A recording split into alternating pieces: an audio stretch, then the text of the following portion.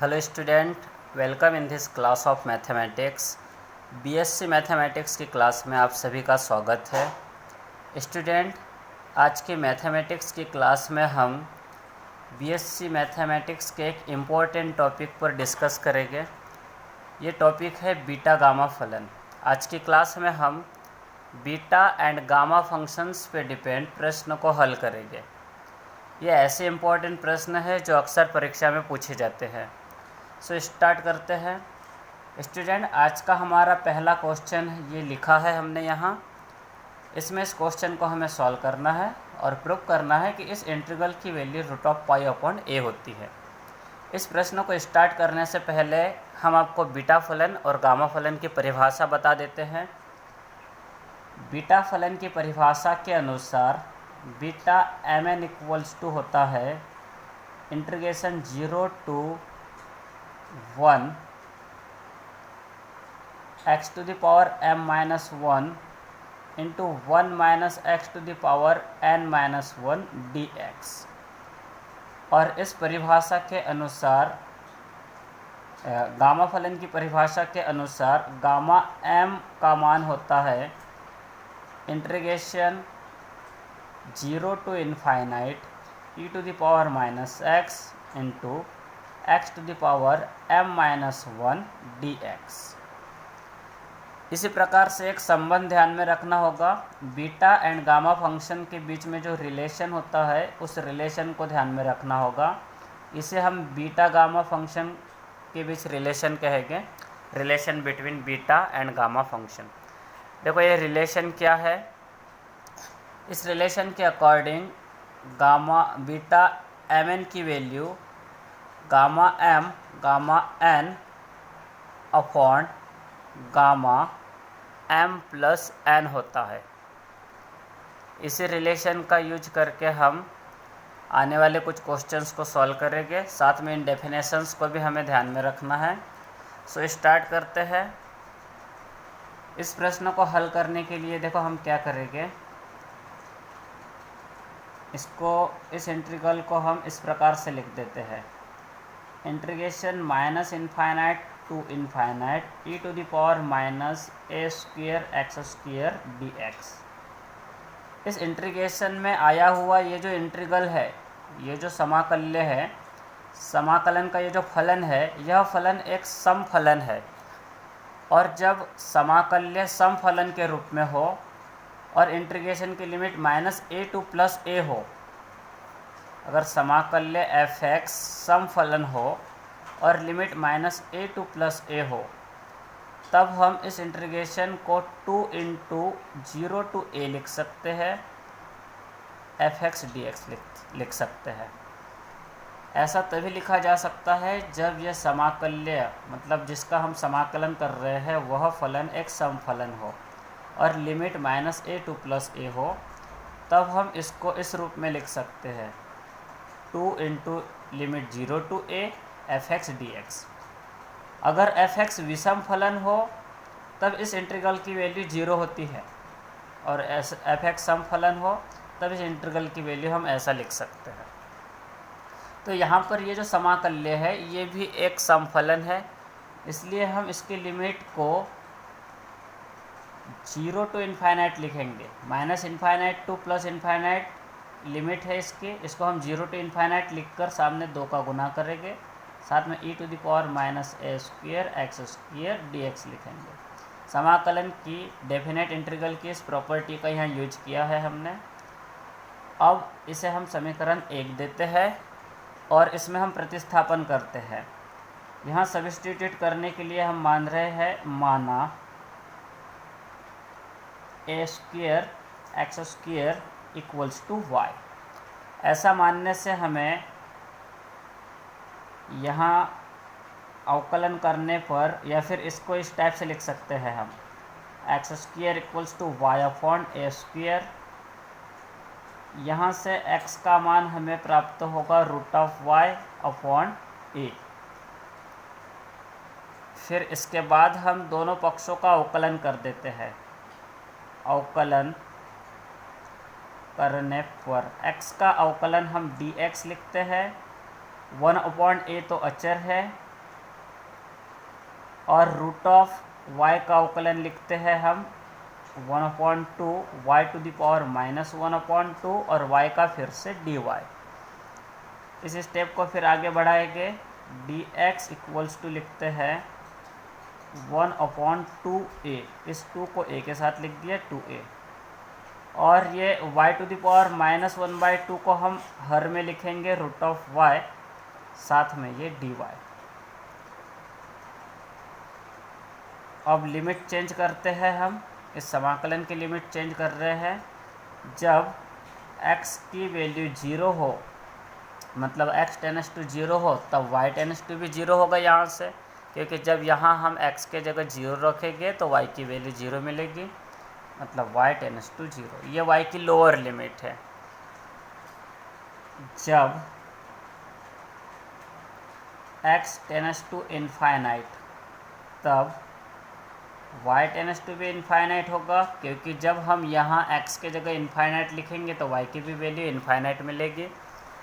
अब हम इस लिमिट के साथ इन मानों को समीकरण 1 में रख देते हैं, जिससे हमें देखो क्या प्राप्त होगा, integration -infinite to infinite e to the power -a² x² dx equals to 2 into integration 0 to infinite, y की lower limit 0, upper limit infinite, ये e लिख दिए, और उसकी पावर में -a² x² को हम y लिख रहे हैं, क्योंकि a² x² equal to y माना है हमने। dx के जगह dx की वैल्यू लिखते हैं। देखो dx की वैल्यू कितनी है, 1/2a√y इंटू dy। इस स्टेप को फिर आगे बढ़ाते हैं। जब हम इस 1/2a को बाहर लेके आएंगे तो इस 2 से 2 कैंसिल हो जाएगा और सिर्फ 1/a बचेगा इंटीग्रल के बाहर। फिर इंटीग्रेशन में देखो क्या होगा, 0 to infinite e to the power -y, और ये 1/√y को y टू द पावर -1/2 लिख दिए हमने, और ये dy।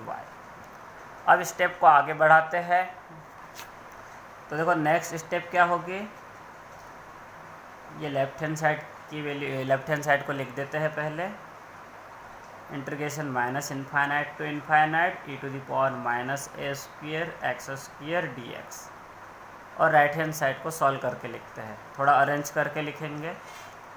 1/a 0 टू इनफाइनाइट, और साथ में e to the power -y लिख दिए, और ये y टू द पावर -1/2 को हम 1/2 -1 लिख देते हैं, साथ में dy। 1/2 -1 -1/2 होगा, मतलब ये भी y टू द पावर -1/2 ही है। इस स्टेप को आगे बढ़ाने से पहले हम गामा फलन की डेफिनेशन पे ध्यान देंगे। देखो ये है गामा फलन की डेफिनेशन जो हमने लिखा था। इस डेफिनेशन के अकॉर्डिंग गामा m की value integration 0 to infinite e to the power -x to the power m-1 dx होता है। अगर हम इस इंटीग्रेशन को इससे कंपेयर करें तो हम पाएंगे कि ये इनमें यहाँ पर फ़र्क 1/2 और m का है। जब हम इस गामा फलन की डेफिनेशन को y के रूप में लिखेंगे तो ये डेफिनेशन इस टाइप से लिखी जाएगी, gamma m equals to integration 0 to infinite e to the power -y to the power m-1 dy। अब अगर हम इन दोनों इंटीग्रेशन को कंपेयर करेंगे तो हम पाएंगे कि m के जगह पे इस इंटीग्रेशन में 1/2 है, यहाँ m है इसलिए ये वैल्यू गामा m की है, यहाँ m के जगह पे 1/2 है इसलिए इसको हम गामा 1/2 लिखेंगे, गामा 1/2।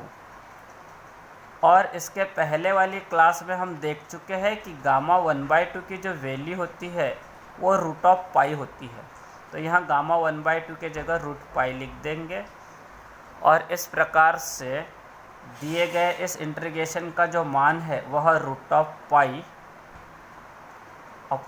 प्राप्त होगा। और यही हमें प्रूफ करना था, जो प्रूफ हो चुका है। अब हम गामा फलन पे डिपेंड अगला प्रश्न देखते हैं। So student, beta and gamma functions पे डिपेंड अपना प्रश्न ये है। ये अगला प्रश्न है और हमें इस इंटीग्रेशन का मान ज्ञात करना है। तो देखो कैसे हल करेंगे इसे।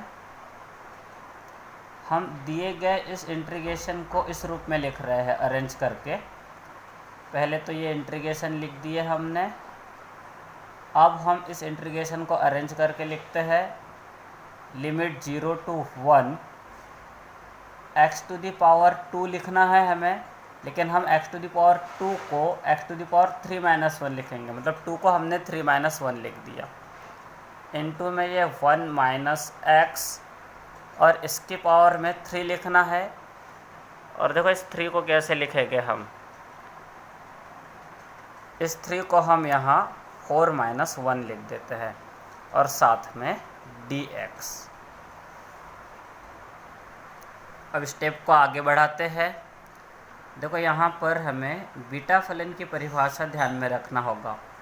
बीटा फलन की परिभाषा के अनुसार बीटा mn इक्वल्स टू होता है integration 0 to 1 x to the power m-1 into 1 - x to the power n-1 dx। ये बीटा फलन की परिभाषा है। अगर हम इस इंटीग्रेशन को बीटा फलन की परिभाषा में लिखा हुआ ये जो इंटीग्रेशन है, इस इंटीग्रेशन को अगर हम इस इंटीग्रेशन से कंपेयर करें तो हम पाएंगे कि यहाँ m के स्थान पे इस इंटीग्रेशन में 3 है। मतलब यहाँ पर m की वैल्यू 3 है और n के स्थान पे 4 है। यहाँ m और n था इसलिए इसे बीटा mn लिखा गया। यहाँ m और n के जगह 3 और 4 है तो हम इसको बीटा फलन की परिभाषा से बीटा 3-4 लिख सकते हैं। और हमें ये भी ध्यान में रखना होगा कि बीटा और गामा फलन के बीच जो रिलेशन होता है वो इस प्रकार लिखा जाता है। Beta mn equals to gamma m gamma n upon gamma m plus n। ये बीटा और गामा फलन के बीच रिलेशन होता है जिसे हमने पिछली क्लास में प्रूव भी किया है। इसी रिलेशन का यूज करके हम बीटा 3-4 को लिखेंगे गामा 3 गामा 4 अपॉन गामा 3 + 4। इस स्टेप को आगे बढ़ाते हैं। अच्छा ध्यान में रहे स्टूडेंट, गामा n को फैक्टोरियल में n-1 लिखा जाता है। जितनी वैल्यू गामा में होती है उससे एक कम फैक्टोरियल वैल्यू होती है। मतलब गामा n को फैक्टोरियल में n-1 लिखते हैं। इसी प्रकार गामा 3 को फैक्टोरियल में 2 लिखेंगे और फैक्टोरियल 2 को 2 × 1 लिखेंगे। गामा 3 मतलब फैक्टोरियल में 2 और फैक्टोरियल 2 मतलब 2 × 1। ऐसे ही गामा 4 को फैक्टोरियल में 3 लिखा जाता है और गामा 4 का मतलब फैक्टोरियल 3 है और फैक्टोरियल 3 मतलब 3 × 2 × 1 होता है। ये गामा 7 है और गामा 7 का मतलब फैक्टोरियल 6। गामा 7 को फैक्टोरियल में 6 लिखेंगे और फैक्टोरियल 6 मतलब 6 × 5 × 4 × 3 × 2 × 1। अच्छा देखो स्टूडेंट, ये 3 × 2 × 1 से 3 × 2 × 1 कैंसिल कर दिए हमने और इस 2 से ये 4 भी कैंसिल हो जाएगा 2 टाइम्स। फिर अपने पास कितना बचेगा, अंश में 1 बचेगा और हर में ये 30 × 2 60 बचेगा और ये अपना आंसर होगा। इस प्रकार से हम बीटा गामा फलन की सहायता से दिए गए इस रूप के समाकलन को हल कर सकते हैं और इस रूप के समाकलन का मान ज्ञात कर सकते हैं। अच्छा स्टूडेंट ध्यान रहे, बीटा गामा फलन से समाकलन का मान ज्ञात करने के लिए हमें यह ध्यान में रखना होगा कि समाकलन का जो स्वरूप है वो इस रूप में हो, उसमें x की घात हो और 1 - x की कुछ घात हो। अगर हम दिए गए किसी समाकलन को इस रूप में परिवर्तित कर सकते हैं तो ही हम समाकलन को बीटा फलन में लिख सकते हैं, अन्यथा नहीं। बीटा गामा फलन की सहायता से हम सभी प्रकार के समाकलन का मान ज्ञात नहीं कर सकते। सिर्फ इस रूप में लिखे गए समाकलन का मान ही बीटा गामा फलन की सहायता से ज्ञात किया जा सकता है। सो स्टूडेंट, आज की क्लास में इतना ही। इसके बाद हम अगली क्लास में बीटा गामा फलन पे डिपेंड कुछ और इस प्रकार के प्रश्नों को हल करेंगे और फिर आगे बढ़ते हुए बीटा गामा फलन पे डिपेंड कुछ प्रश्न थ्योरम्स सॉल्व करेंगे। सो आज की क्लास यही एंड करते हैं और अगली क्लास में मिलते हैं।